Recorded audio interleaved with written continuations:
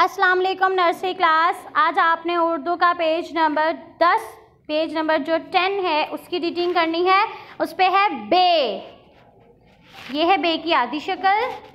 बे बकरी, बे बतख, बे बिल्ली, बे अलिफ बा हरूफ इल्लत हैं। बे वाव बो, बे छोटिए बी, बे बड़िए बे। आगे नेक्स्ट लाइन जो है वो न्यू करनी है। बे छोटिए बी नून बीन, बे छोटिए बी नून बीन, बे छोटिए बी नून बीन,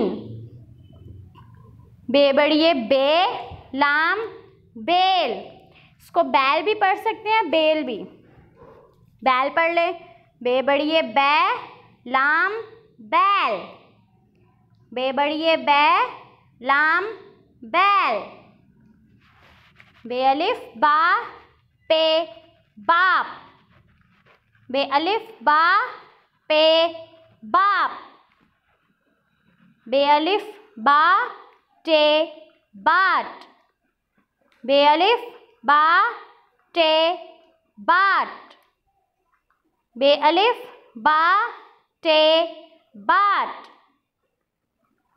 बे अलिफ बा जे बाज, बे अलिफ बा जे बाज,